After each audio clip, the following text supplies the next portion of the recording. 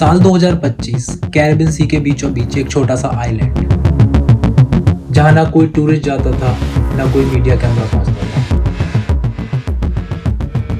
बाहर से जगह किसी लग्जरी पैराडाइज जैसी दिखती थी, नीला समंदर, सफेद रात और हाई सिक्योरिटी बाउंड्रीज।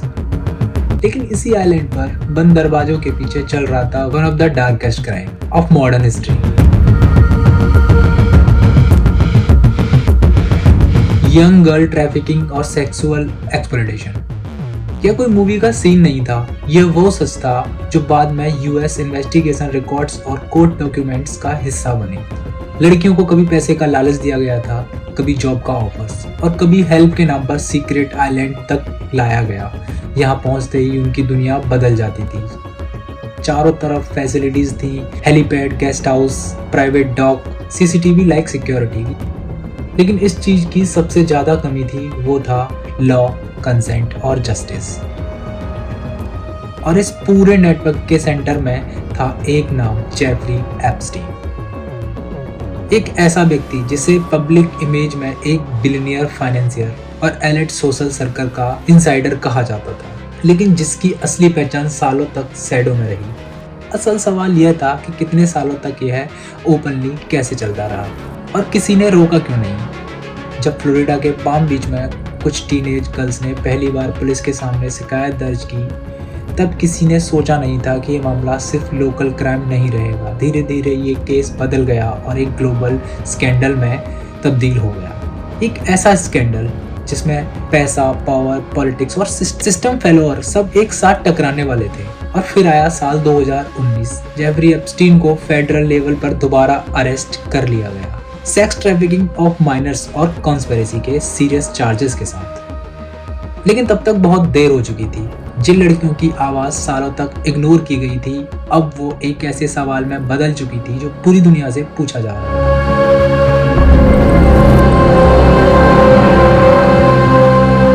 यहीं से शुरू होती है कहानी, एक सीक्रेट आइलैंड से लेकर जेल सेल तक, और एक ऐसे आदमी तक जिसकी मौत ने सच को दफन नहीं किया, बल्कि उसे ज्यादा मिस्टीरियस और डेंजरस बना दिया। आज के इस खास एपिसोड में हम जानेंगे जेफरी एप्स्टीन आखिर कौन था और कैसे साधारण सा आदमी मनी, इन्फ्लुएंस और क्राइम से इसे अंधे एम्पायर का मास्टर बना दिया। साल 1953, न्यूयॉर्क का ब्रुकलिन शहर। ना कोई रॉयल फैमिली, ना कोई बिजनेस एम्पायर, ना ही कोई एक्स्ट्रा ऑर्डिनरी शुरुआत। उसके पिता एक साधारण सरकारी कर्मचारी थे और एक माँ स्कूल में असिस्टेंट के तौर पर काम कर रही थी। बाहर से देखने की एक बिल्कुल मिडिल क्लास अमेरिकन फैमिली लग रही थी, जहाँ से आमतौर पर यह एक नॉर्मल नौकरी निकलती है। एक शांत जिंदगी। एप्स्टीन की पढ़ाई भी कुछ अलग नहीं थी। जिसने कॉलेज में दाखिला लिया, लेकिन डिग्री कभी पूरी नहीं की। ना ही कोई फाइनेंस की फॉर्मल एजुकेशन, ना कोई एलिट एमबीए। और फिर भी आगे चलकर वही आदमी दुनिया का सबसे अमीर और ताकतवर लोगों के बीच बैठा नजर आया।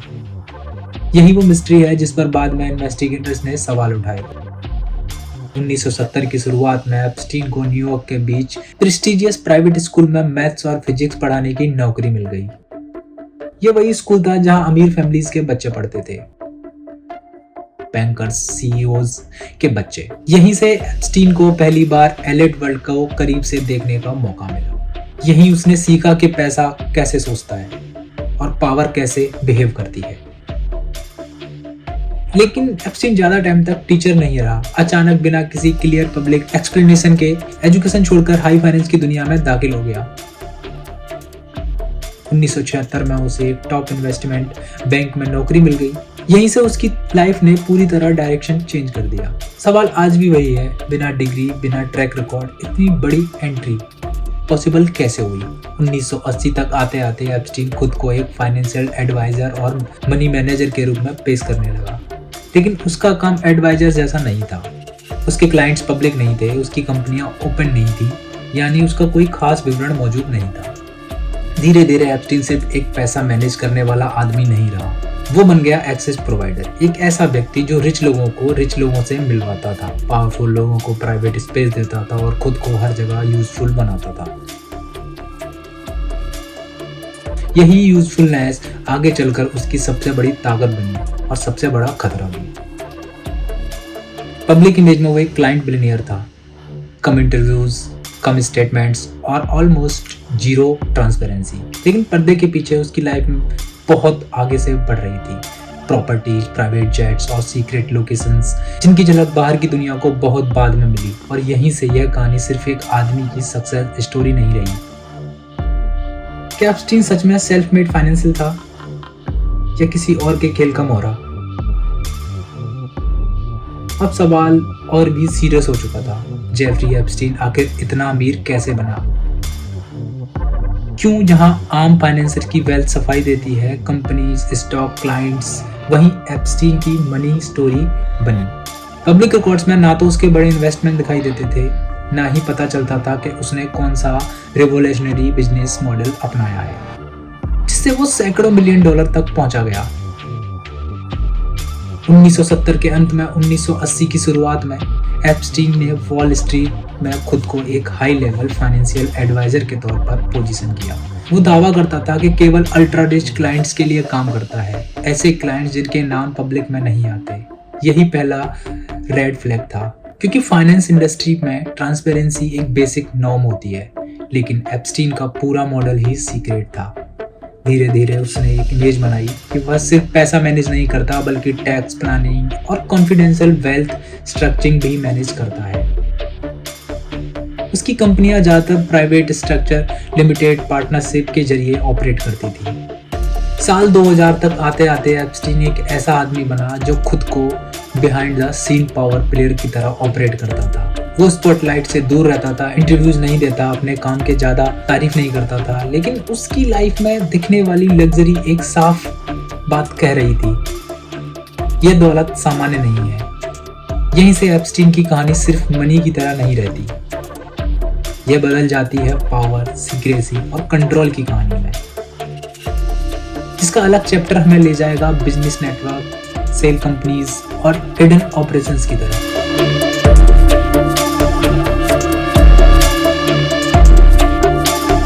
अब तक हमने देखा कि पैसा आया, पावर बढ़ी। एप्स्टीन क्या करता था कि आमतौर पर किसी भी अरबपति के पहचान और उसके बिजनेस से होती थी, उसकी फैक्ट्री, कोई ब्रांड, ना कोई फंड। लेकिन एप्स्टीन के केस में यह पहचान शुरू से ही ब्लड रही है। उसका दावा था कि वह सिर्फ अल्ट्रा हाई नेटवर्क इंडिविजुअल्स के लिए काम करता है, ऐसे लोग जो प्राइवेसी चाहते हैं और किसी भी तरह की जांच पड़ताल से दूर रहना चाहते हैं। यही वजह थी कि उसके काम ज्यादातर हिस्सा ऑफ द रिकॉर्ड रहता था। एप्स्टीन की कंपनी भी अनयूजुअल थी, उसका कोई बड़ा कॉर्पोरेशन सेटअप नहीं था, थाउजेंड ऑफ एम्प्लॉइज नहीं थे। यह स्ट्रक्चर ऐसे बनाए गए थे कि असली पैसा कहाँ से आ रहा है और कहाँ जा रहा है यह ट्रेस करना आसान ना हो। इन्वेस्टिगेटिव जर्नलिस्ट के अनुसार यही डिजाइन एप्स्टीन की सबसे बड़ी ताकत थी। उसकी प्राइमरी ऑफिस न्यूयॉर्क के बेहद महंगे मैंसन में ऑपरेट होता था, जो खुद एक रेड फ्लैग था। आमतौर पर फाइनेंस फर्म्स ग्लास बिल्डिंग्स में होती हैं, लेकिन एप्स्टीन का पूरा सेटअप पर्सनल प्रॉपर्टीज और प्राइवेट स्पेसेस में फैला हुआ था। मीटिंग भी बोर्डरूम में नहीं, बल्कि प्राइवेट होम्स, जेट्स और आइलैंड पर होती थी। एप्स्टीन सिर्फ पैसा मैनेज नहीं करता था, वो कनेक्शन मैनेज करता था। वो लोगों को लोगों से मिलवाता था, पॉलिटिशियंस को बिलियनियर से, साइंटिस्ट से, डोनर्स को, बिजनेस लीडर्स को ग्लोबल एक्सेस से। धीरे धीरे खुद एक गेटकीपर बन गया, जिसके बिना हाई लेवल एंडोर्समेंट पॉसिबल नहीं होती थी।